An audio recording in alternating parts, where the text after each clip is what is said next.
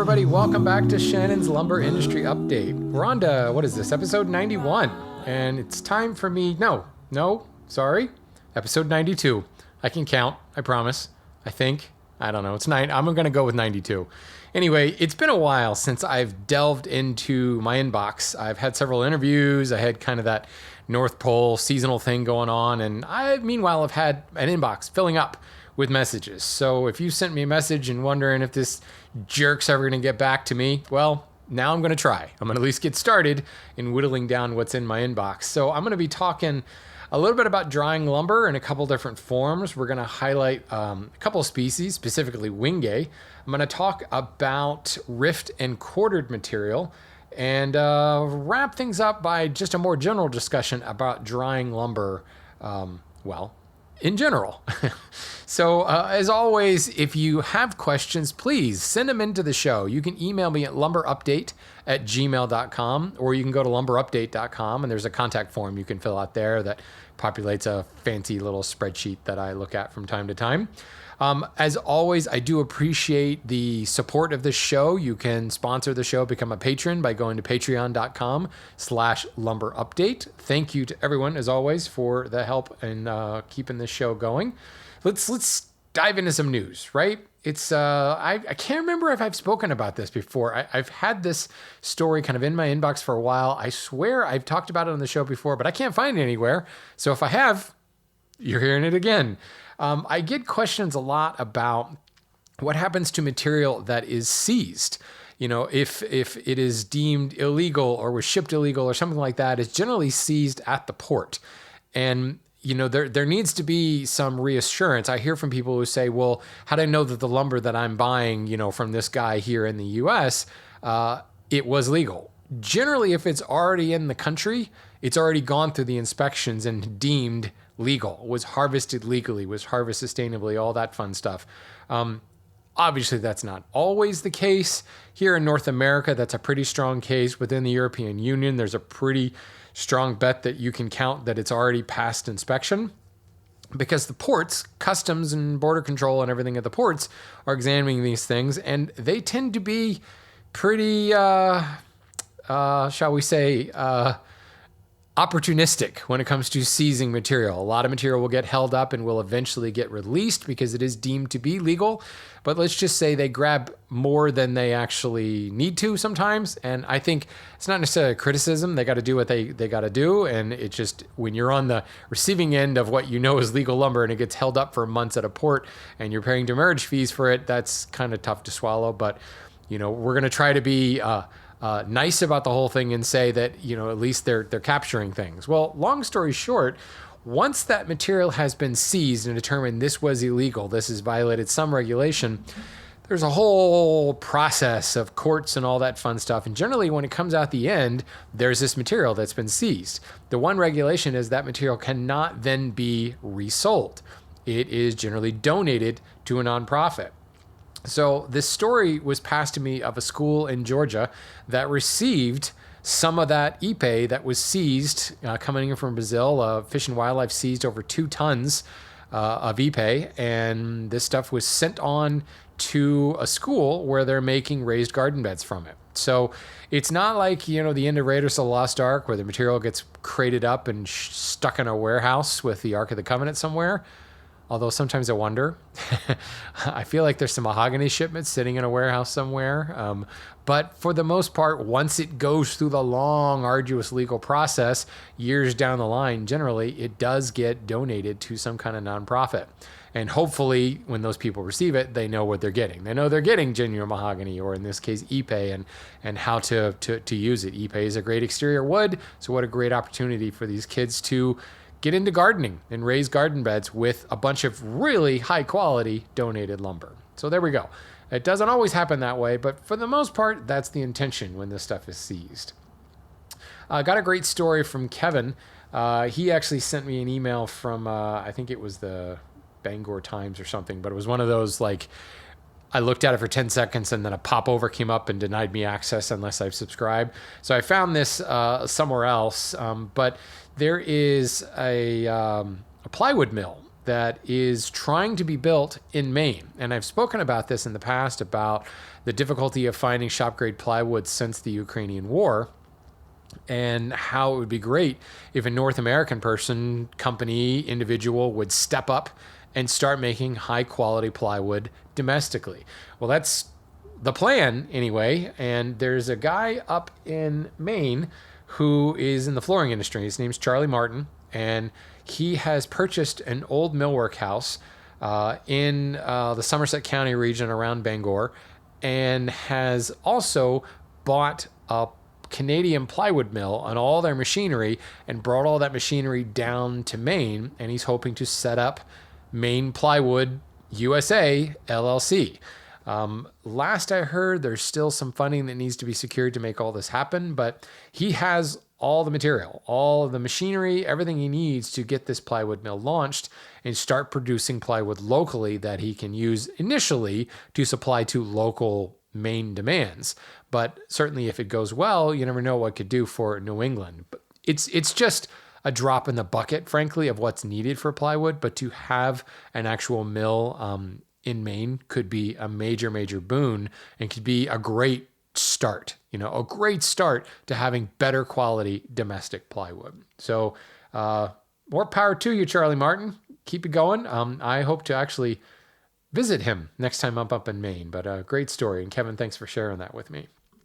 A little bit of feedback on some previous episodes. I did that opportunistic lumber episode where I talked about, keeping some tools around, what tools you might want to keep around in the car for harvesting those roadside logs. And Ben wrote in and said he just wanted to show off the use of an electric chainsaw based on that opportunistic logging episode. He says, I have a fair access to a good amount of logs, and one day I thought, what the heck? I could just saw them up with the electric chainsaw. I've been making boards very slowly for a few years with a battery saw. I just used a chalk line as a guide and freehand it, basically a hold my beer situation.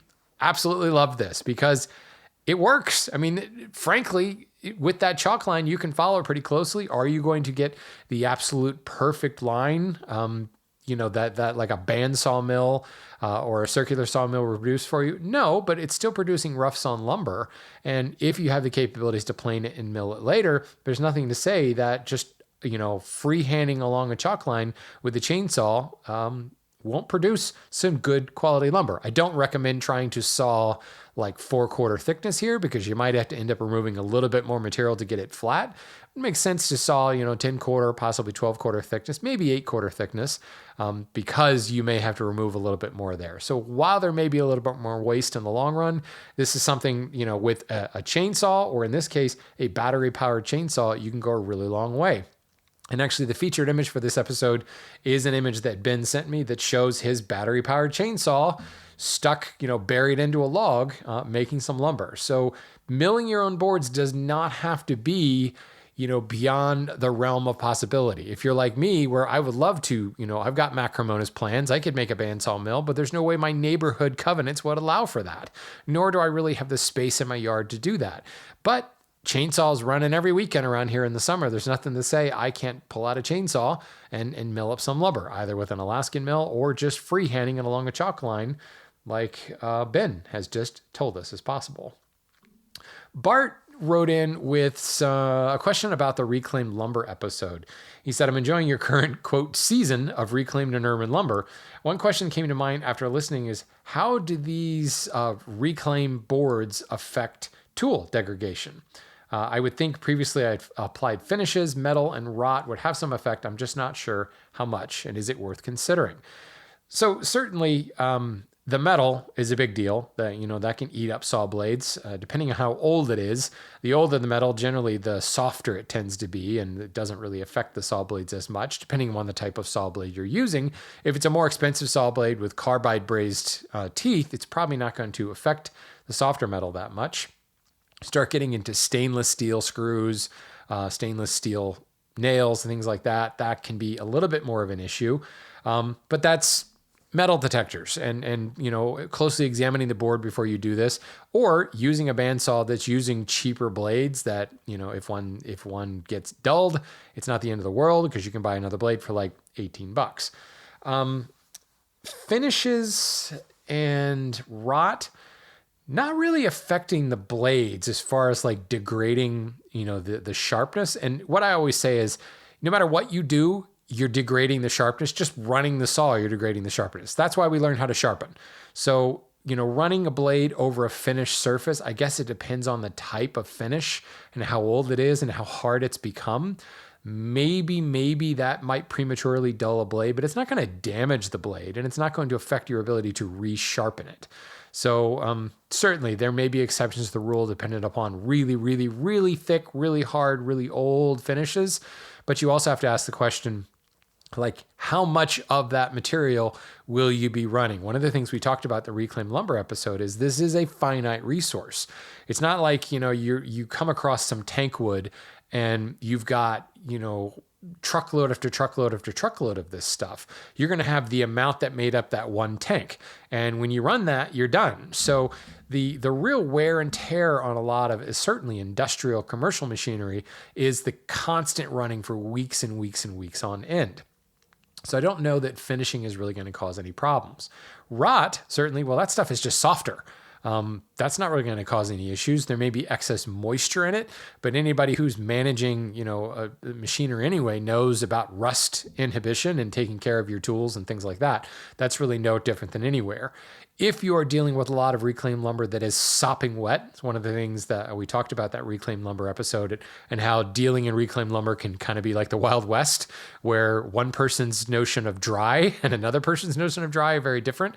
If you're dealing with wet lumber, be very aware of that. Don't, walk out of the shop at the end of the day without wiping down your tools with an oily rag, without making sure there's not water resting on your planer bed, or, I ran into this problem where I built a bench one time using a 6x6 out of Western red cedar, knowing full well that the center of that beam was probably 25% moisture.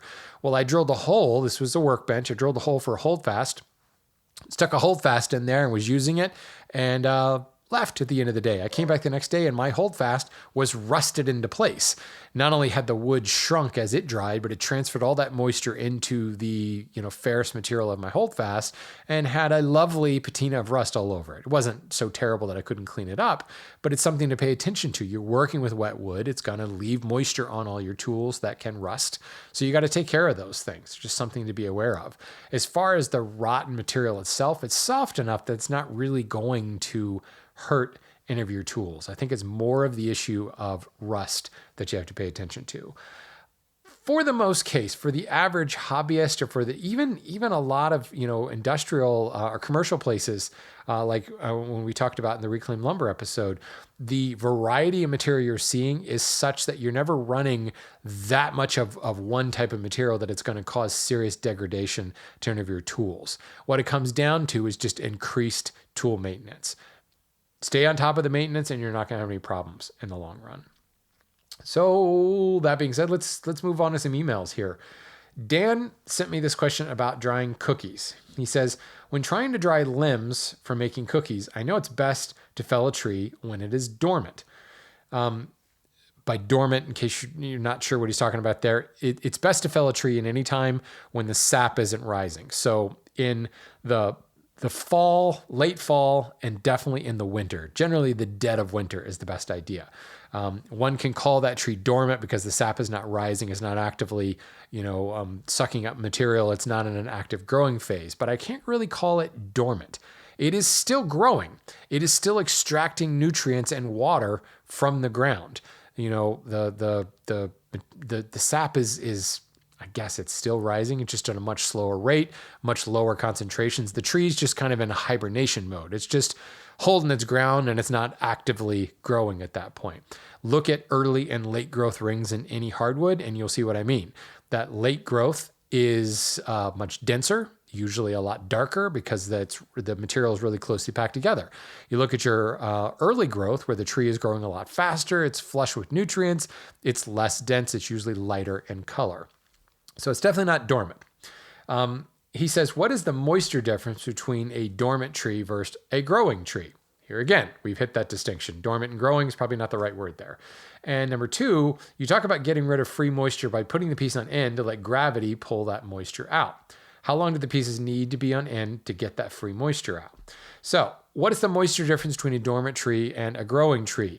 Well, the clarification of those two terms kind of answers that question. The moisture content is not that much different. You might find that it's a little bit lower, but the tree still needs water to survive. Because it's growing a little bit slower, it doesn't quite need all the nutrients and doesn't need the sugars and stuff like that, but it still has moisture in the tree. You can expect a standing tree to have, it's going to vary from species to species and certainly climate to climate, but it's going to have in excess of 85% moisture content. Very, very, very high. And I think if you sample the tree in the dead of winter and sample the tree in the height of summer, you will find that moisture content is not that much difference. The reason we fell a tree in the winter is not because of water, but because of sugars. When the sap is rising, the sap is full of nutrients, full of sugars, i.e. things that bugs love to eat, things that cause staining, things that fungi love to eat.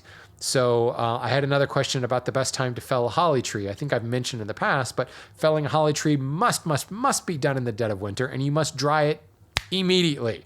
You fell it, you saw it on the board, you stick it in the kiln, if possible, in the same day, because it is the sugars that the particular fungus that is so loves holly, that loves to stain that bright white wood into kind of a gray color, that fungus will latch onto those sugars immediately and start staining it. Holly is just a very stain-prone wood. So you fell it in the dead of winter when there is the least amount of sugar in the wood. You saw it into boards and you dry it. Drying also pulls the moisture out. The moisture is going to have sugars dissolved in it. The sugars are also going to harden in kiln dried temperatures. So that's the next thing.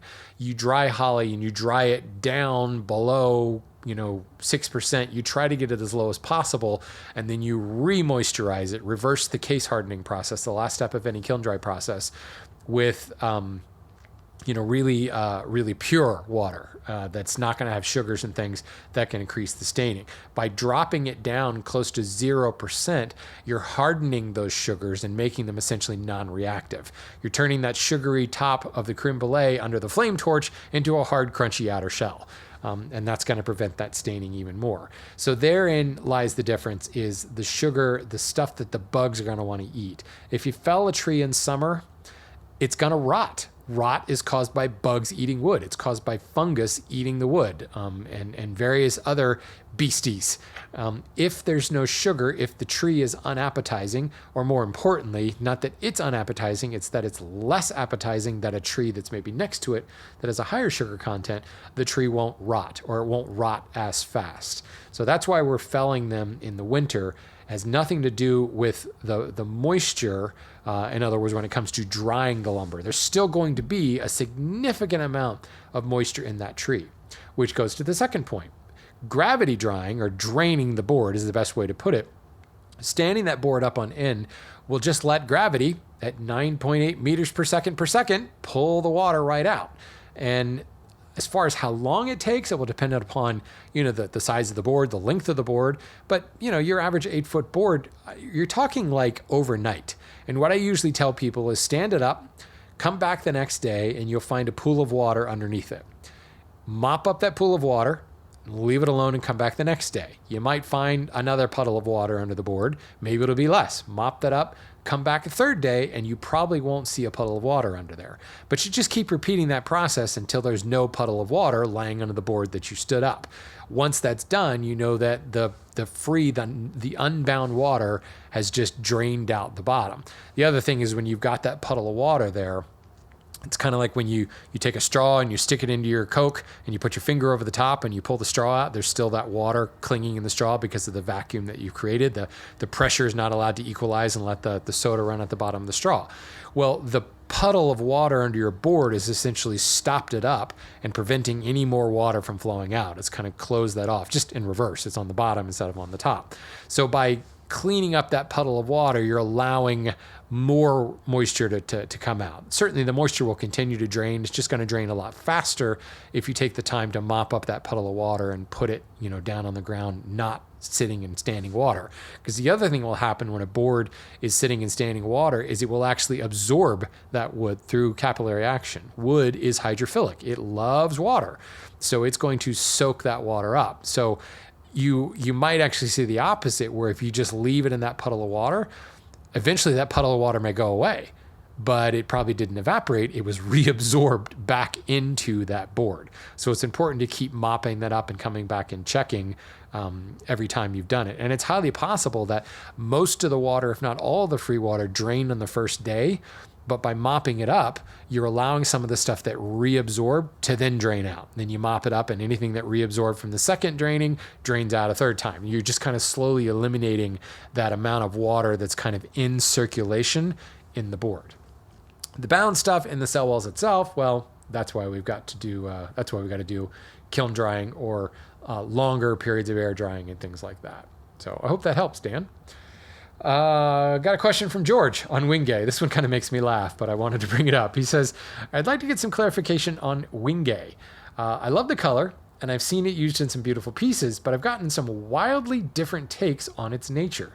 Specifically, I've seen beautiful cutting boards that use it, but have been told if a health inspector sees one in a restaurant, they will identify it as a food safety hazard, presumably because of dangerous extractives. We'll put a pin in that. I've also heard that a splinter from Wenge wood always results in an infection, and you have to be very careful with it, even beyond regular eye and lung protection, since it's so hazardous to humans. If in this case, why would we even use it? The color is nice, but not impossible to replace. It either seems more trouble than it's worth, or the dangers are overblown. Any insight on this? So I personally don't like Wenge because of the splinters. You get splinters from across the room with Wenge. I'm actually also not really a fan of the color. People love that kind of chocolate brown look, but the fact is, once you put finish on it, it pretty much darkens to almost black ebony type color. So you might think, well, I really like ebony, so I'll use Wenge. But because Wenge is such an open pored, it will never end up looking like ebony. It will never have that luster that ebony has because of the extreme dense nature and tiny, almost microscopic pores that are in ebony, and in most rosewoods for that matter. Wenge is a particularly interesting species in the fact that it has a lot of the properties that you might expect from a diffuse porous, very high density wood, but it's a diffuse porous, dense yet lower specific gravity wood. It's very odd. Because it's got wide open pores, that kind of ameliorates the density of the stuff that's in between the pores. So it kind of averages it out to a less than dense wood, even though it is quite hard and quite dense. Like as far as dulling tools, as far as like chopping a mortise, as far as the wear and tear on your tools, it is quite dense. It is quite harsh. But the weight of it is kind of like, this shouldn't be so hard on my tools because of those big wide open pores, because the amount of dead air that's in Wenge in the spots that isn't the stuff in between the pores was a really kind of a convoluted way of describing that. So Wenge kind of defies most of the standards that we'd put at it. I think ultimately the real reason it becomes so widespread is that truly exotic look to it. While he says the color is nice but not impossible to replace, is it really? I mean, the chocolate brown color might be similar to walnut, but walnut keeps that color when finish is applied. Wenge tends to soak it up and turn black, like I said before. There are some rosewoods that get kind of close, but rosewoods are definitely not an easy replacement, especially considered most rosewoods are CITES Appendix 1 species these days, and many of them are rightfully listed as endangered. Peruvian walnut gets kind of close, but not quite the same. Ebony, certainly. Any of the Dalbergia genus, definitely not an easy replacement. So what it comes down to is people are going for that rosewood ebony type look and using Wenge as the substitute. In fact, when people tend to buy Wenge for that chocolate brown color, they get very disappointed, as I've said before, once they apply finish. Wenge also has, because of the size of the tree, like most African hardwoods, it's a very large, bold tree. So it's easy to get wide quarter sawn boards and very long quarter sawn boards. So Wenge these days has started to gain a resurgence in the commercial millwork space for large feature walls and things like that. Furniture, you will certainly see it as accent pieces more often than not. You tend to see it in quarter sawn accent pieces. The flat sawn stuff certainly shows up as well, but anybody who's worked with it knows that it is quite troublesome. It's very splintery. It's very open pored. If you want a sheen to the finish, you've got to fill those pores. Well, pore filling can be difficult in and of itself unless you can dye the pore filler, because the wood is so dark, a traditional pore filler will show up white and chalky and it will completely change the look. So you've got to use, a filler that can be dyed or an epoxy that can be dyed for filling that. It becomes very difficult. So I throw it back to you, George, and say, why would we use it? I have used it several times. I've turned it. I've built furniture with it. I built boxes with it, and I've gotten splinters every single time. And yes, those splinters hurt. You must remove those splinters as soon as possible.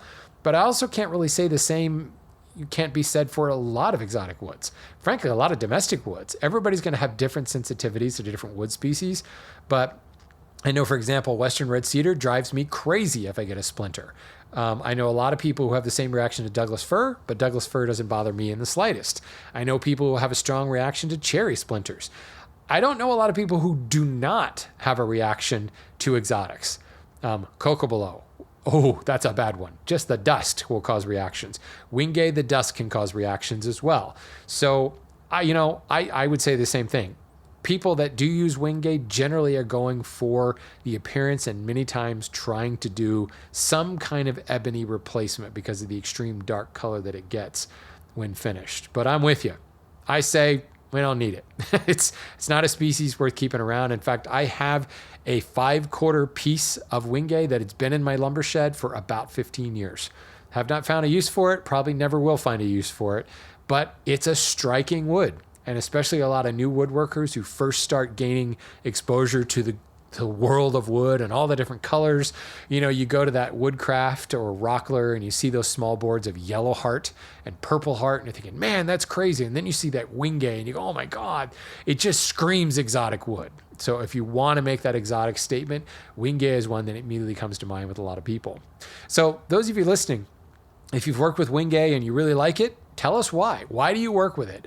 Has it been worth all the heartache and all the splinters and all the possible, infections and problems that can come from it? As far as why it would be seized as a cutting board for harmful nature, I don't know whether the extractives in it would be that much of a problem, especially once it's kiln dried. You shouldn't have too many issues there, but you never can be too safe when it comes to, food safe. The other things, because Wenge has that open pored nature, you just don't like using open pored material in cutting boards. I don't care if it's red oak or it's Wenge. Those open pores are places for bacteria to hide. So I would be willing to bet that a health inspector is grabbing it more for that open pored nature than the fact that it's Wenge. But as I just said, Wenge screams exotic, which there is this kind of stigma, if you will, that exotics are filled with nasty oils and poisonous things. So it certainly will catch the eye of a health inspector. On closer examination, you'll see those wide open pores and think, ooh, yummy, little raw chicken bits, sitting in their various species of E. coli, strains of E. coli. Is it a species? It's not a species of bacteria, is it? We're just going to go with strain. Yeah, biologists can write in and tell me. I don't know. But yeah, that's the bigger thing. The same reason you don't make a cutting board out of red oak, it's the same reason you wouldn't do it out of Wenge, is for all the nooks and crannies that, while may be good in your English muffin, not so good in your cutting board.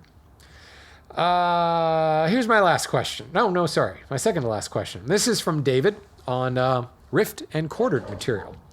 He says, most of the pictures of cuts in logs one sees that equate rift, sawn. Let me back up.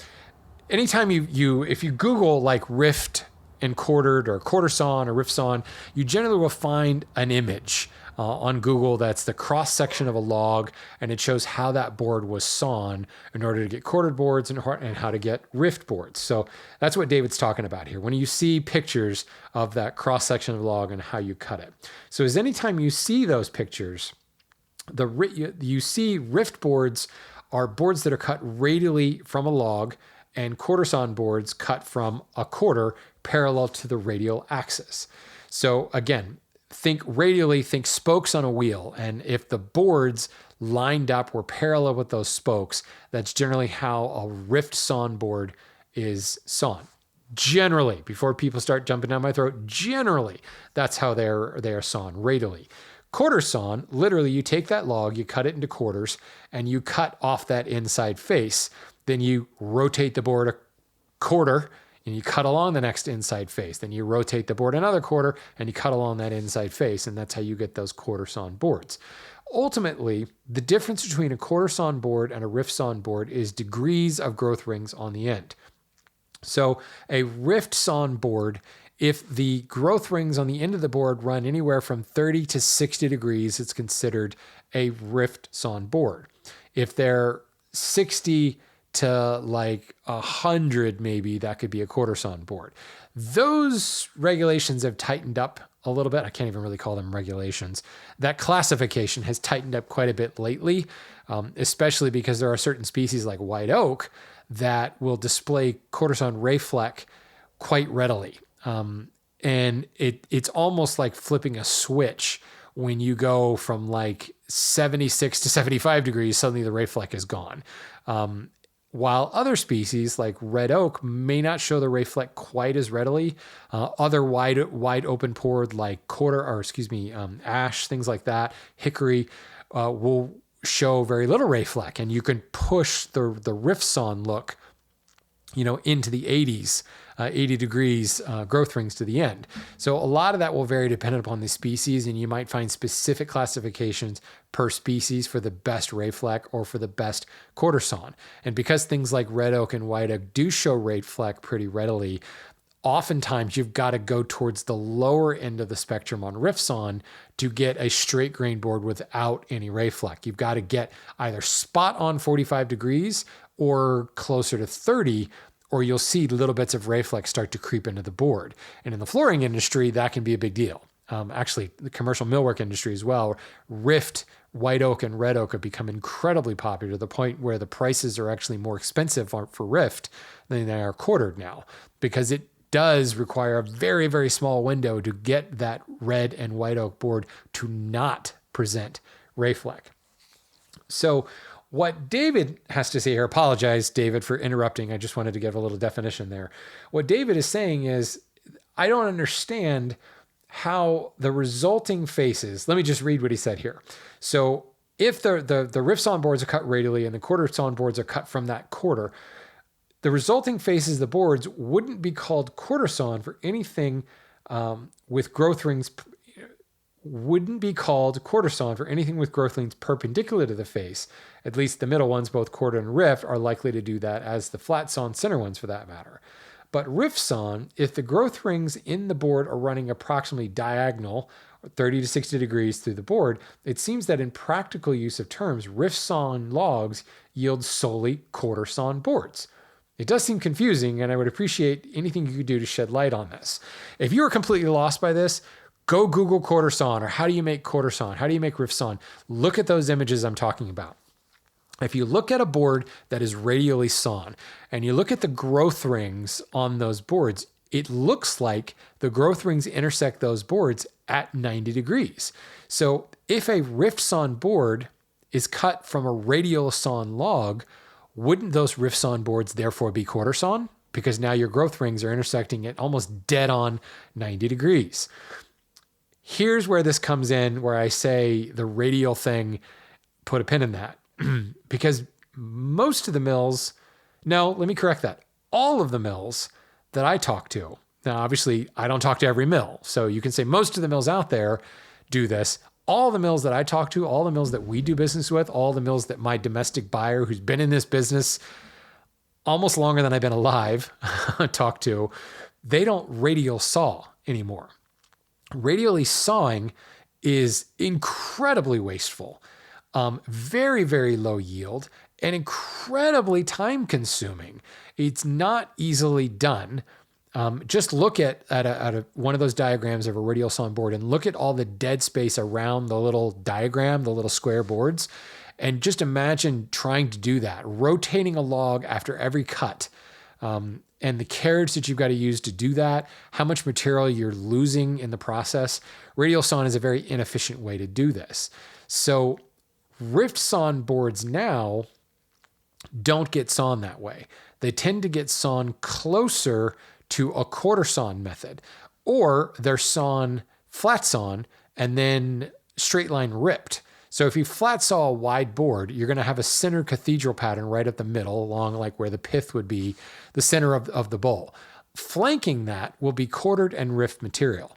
So it's a lot easier to flat saw like into a slab, like a 2 live edge slab, through sawn or plain sawn, if you will, and then straight line rip out your rift material from that. You can also quarter saw a log and at a slight angle to create a rift sawn board. That is much less wasteful. It's still a hell of a lot more wasteful than plain sawing or flat sawing or through sawing, whatever term you want to use. But it will produce a little bit more control over the rift sawn look. So what's happened is it's just kind of fallen out of fashion. Radial sawing, I should say, is just kind of fallen out of fashion. And the term radial sawing or rift sawing used to be synonymous. They're not really anymore. And back when radial sawing was more in vogue, that was still known as a rift sawn board, but more often than not, it wasn't in species like red oak and white oak that when the grain intersects the face at 90 degrees, you see big old hairy ray fleck. Most of the species, you don't see that ray fleck. The medullary rays are a heck of a lot smaller. So what presents in a true quarter sawn board with 90 degrees to the face, what you see is a straight grain board. The issue, however, with 90 degrees to face means that you don't get straight grain on all faces. A quarter sawn board is going to show straight grain on the faces and flat sawn grain on the edges, whereas a true rift sawn board will show straight grain on both the faces and the edges. So when you S4S that board into, say, a chair leg or a table leg, you're going to have lovely straight grain on all 4 faces. Quarter sawn, it doesn't do that. So as rift sawn started to be sought after for true 3-dimensional, like on all 4 sides, straight grain, that technically wasn't rift sawn material in the sense that was cut from a radial log. But really where these terms started to come from was the flooring industry. That's where it was being used. That's where people, well, certainly quartered material was obviously used a lot in the furniture industry, but under large panels and things is when we wanted that straight grain face or that quarter sawn face. And the flooring industry is a one face industry. That's all we see. Once you assemble that floor, you don't see edges anymore. You don't see the underface. You just see the top face.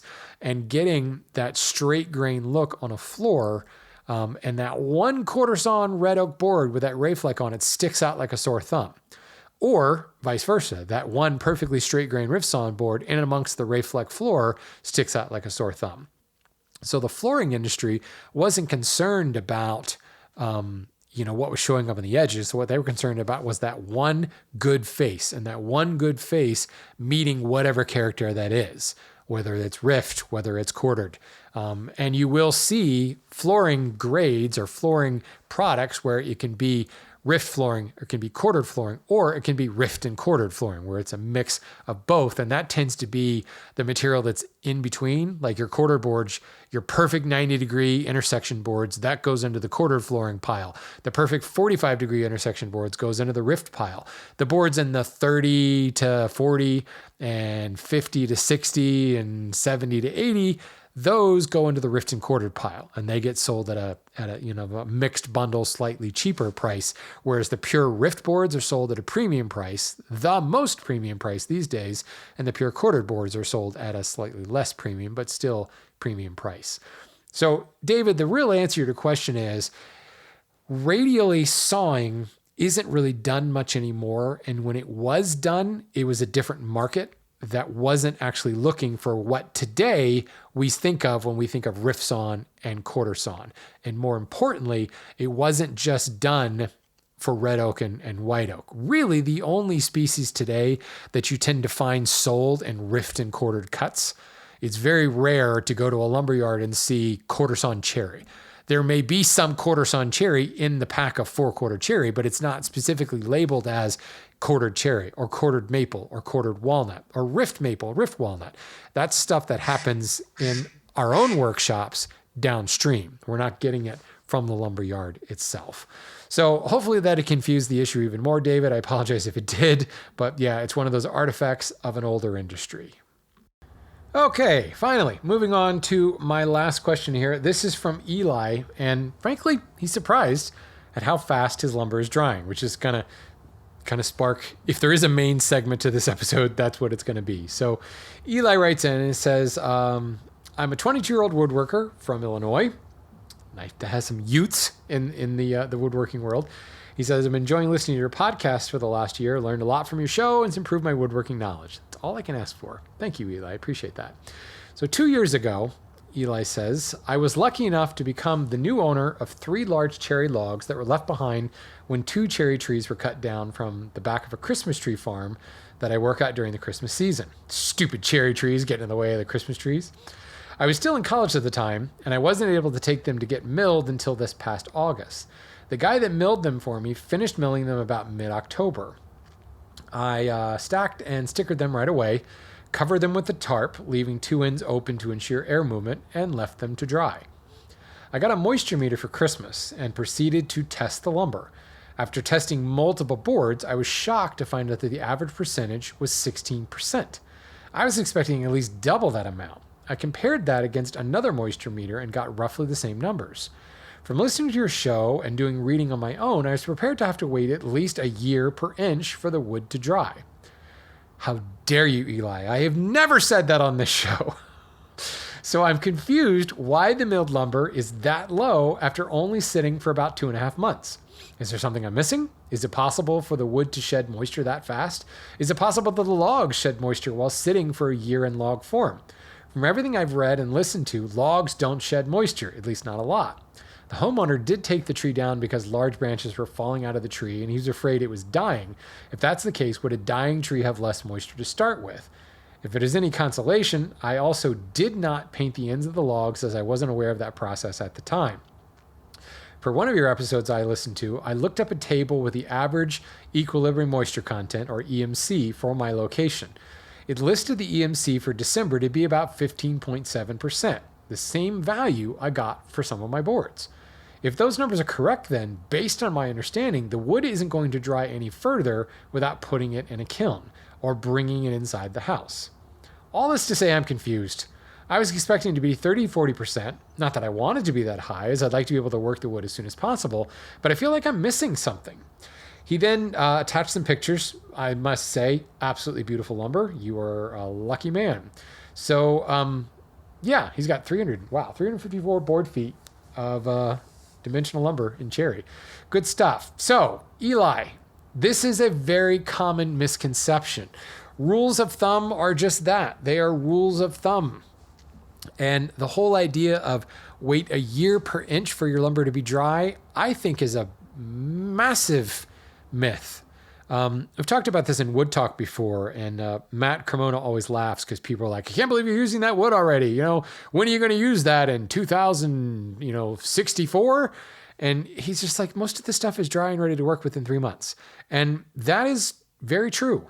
A tree will drop moisture very quickly. So let's kind of break down his question here. He's right that logs don't drop moisture very fast. Certainly they do drop moisture, but not very fast at all, especially when the bark is on. The bark is kind of insulating and keeping the moisture in. We've talked about that on a previous episode. Second thing, a dead tree, not dormant, we've already hit that, a truly dead tree will have lower moisture because the tree is dead. There's no more moisture being absorbed up the tree, being pulled up for nutrients up the tree anymore.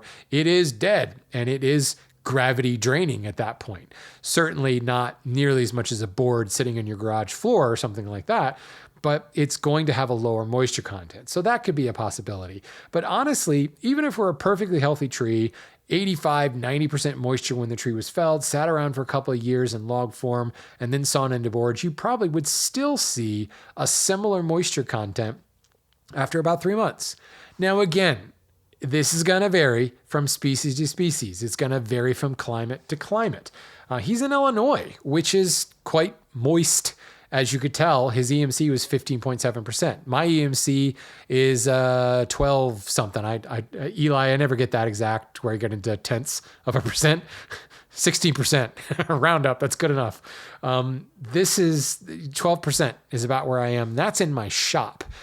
That's going to vary. It's going to go down a little bit in the winter and certainly up, but more than likely it's probably 15 or 16% in the summer like you are. So you're not in a particularly dry desert climate. this is just kind of what happens when the board is sawn. It is actively dumping moisture. Here's the next thing. His boards are, oh, he showed me somewhere. I want to say they're like 3 to 4 feet long. So they're quite short. Even if they're like 6 feet long, there is less, there's less material in between the end grain to drain moisture from, for the air to flow through and for evaporation to cause the wood to drop. Once you've sawn the board, it's dumping moisture super fast. Once you cut it into shorter lengths, it's dumping moisture super fast. Add to the fact that he did not seal the ends, which is retarding that moisture drop on the end, it's going to drop even faster. So you might get a little bit more checking on the ends, Eli, because you didn't seal them. But what you may also have is the boards dried even a little bit faster. But even if you sealed the boards, I think you would be surprised that your boards are still going to be, at worst, maybe 20%. Definitely not 30%. When you gravity dry a board, you will find that it's generally around 25% when it's done. So boards will drop from, that 85 when it was first felt. Again, I'm pulling that 85 number out of the air. That may go up depending on species, et cetera. So don't put that as gospel by any means, but let's just use it for this conversation. It's at 85% when the tree was felled. It's probably hanging out in 85 to 80% while it's in log form. You saw it into boards and it's still, let's just say it's still at 80 to 85%. When you gravity drain it, it's going to drop to like 25% in a day. Because the reason that moisture content is so high is the tree is full of wood.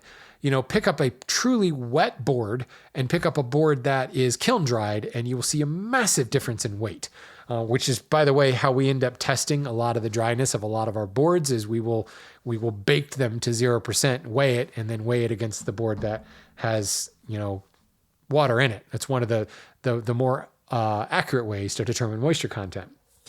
But if the kind of gravity drained or free water drained board is at 25%, you can imagine when the board, especially when you cut it into a shorter length, as the bound water starts to evaporate, you're already starting at 20 to 25%. So there's no way you would expect a board to be at 30 to 35%. Again, this will vary depending on species. I'm already hearing the keyboard keys clicking and clacking. People like, my board's at 38%. The keyboard warriors are up in arms. I challenge you, though, to saw a board, go through gravity draining, or don't gravity drain it. Just stick it on, stick and stacker it like Eli did. Come back in 3 months. I guarantee you're going to find a board that's closer to 20%, if not below 20% like Eli saw. Definitely not 30%. The moisture drops really, really fast. So here's the next thing. When can you start working the wood? Because here's the other question I get a lot. And this is where we're branching kind of away from Eli's question. Eli, the easy answer to your question is no. Nothing went wrong. That's perfectly natural. Don't worry about it. The next thing is I'm constantly hearing people are saying, okay, well, I've got this lumber. I'm going to let it sit for 6 months to acclimate, or I cut the tree and it's at 20%, so I need to wait, another 3 months before I can work it. Green woodworking is obviously a thing. Chair makers use wet wood all the time. Turners use wet wood all the time. Obviously, it's going to vary from case to case. But if you understand how you're using that board, what kind of joinery you're using that board, where it's going to be, how seasonal expansion and contraction will affect that particular board or boards assembled into something, then you can combat moisture.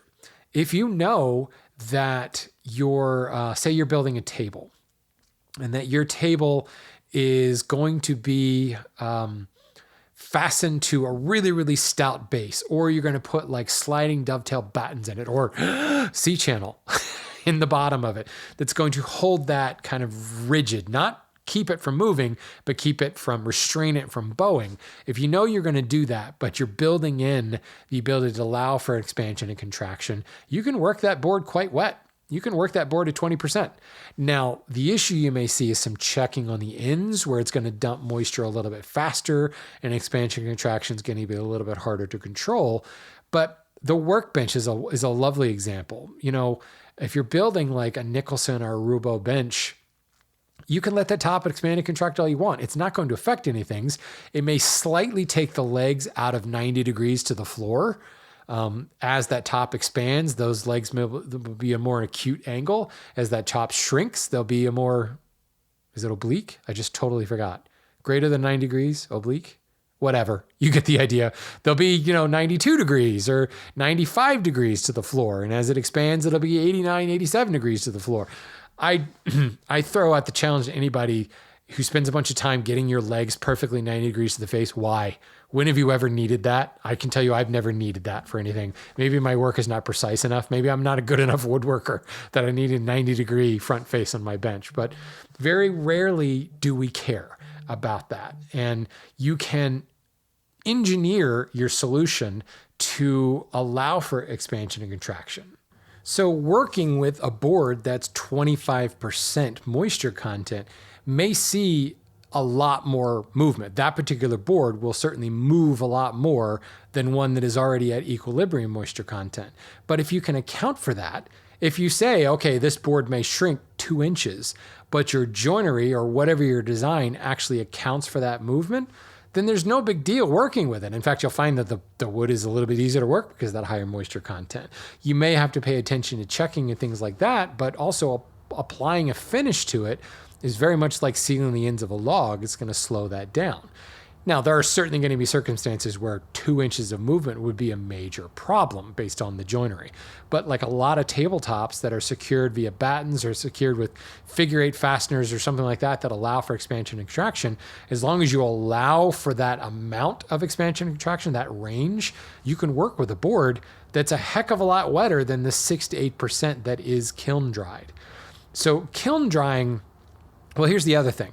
Kiln dry does not mean the board is not going to move, right? We know this. Boards will continue to move if they're kiln dry. If we kiln dry a board and you bring it home from the yard and your equilibrium moisture content is 12% in your shop, that 6% board is going to gain 6% of moisture until it comes in equilibrium. That's why it's called equilibrium moisture content. Likewise, if your board is at 18%, eventually it's going to drop down to 12%. What kiln drying does, what dropping the board below like 10, 8% moisture content does, is the board is so dry that the cell walls now harden a little bit. And those slightly harder cell walls make the board itself a bit more rigid. It also makes the board more resistant to absorbing more moisture. It doesn't mean that it can't absorb more moisture. It just means that it does it a lot slower. So a passing thunderstorm and a spike in humidity is not going to phase that board. Now, 3 months of higher or lower humidity is going to affect it, which is why you still see seasonal movement in kiln-dried boards. Air-dried boards, on the other hand, have not undergone that cell wall hardening. The cell wall is still a little spongy, and it will be more prone to movement through a passing thunderstorm than a kiln-dried board. They will both still absorb moisture, just at slightly different rates. And the harder kiln-dried, board can in some ways be viewed as more durable, because not only are the cell walls harder, but some of the extractives and things like that have set a little bit more. The sap has been set. It itself has been hardened. It's a more non-reactive board that's also going to be less appetizing to bugs. Not unappetizing. There have been situations where bugs have still eaten kiln-dried wood, but it tastes like crap. So it's like, do you want to have a plate full of Brussels sprouts or a plate full of French fries? Actually, these days, I really like Brussels sprouts, especially with like a wasabi. I had some the other day with this mustard sauce. It was really, really good, but I digress. Anyway, the biggest thing that I want to get across to people is the boards will dry pretty quickly. And more importantly, you don't have to let them sit around for 6 months. Having a moisture meter is a good idea. So Eli, you're ahead of most folks by having that moisture meter.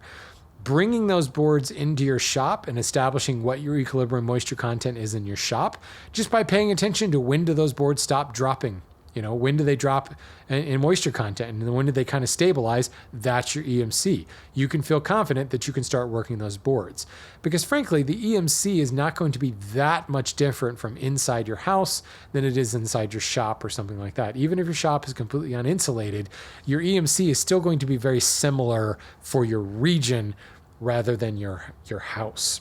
The big difference, obviously, the biggest stress on wood is in the winter months when we turn the heat up and the air gets very dry and the boards start to drop down, that 6% and even lower moisture content.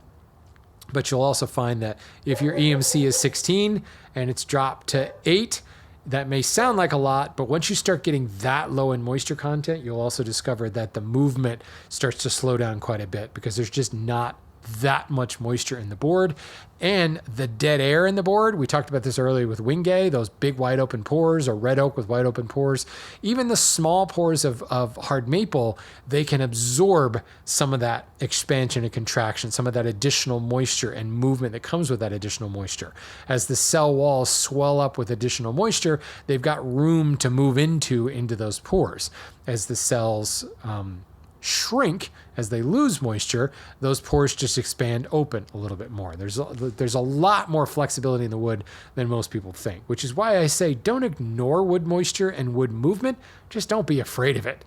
It's not nearly as militant as people think it is. So the rule of thumb of 1 inch per year, it's a rule of thumb. Get yourself a moisture meter and go with reality, because you'll probably find that it dries a heck of a lot faster than 1 inch per year. It's probably 1 year per 1 inch, I guess is a better way to put that. It's probably a lot more like 3 months per 1 inch, maybe even shorter, depending upon the species, the density, and the climate that you're drying that wood in. So I hope that helps. I hope that gets some of you with sitting on that stack of boards that's been in your shop for 3 months and you're still waiting for it to acclimate. Just get to work. Go buy some lumber and work on it. See ya, everybody.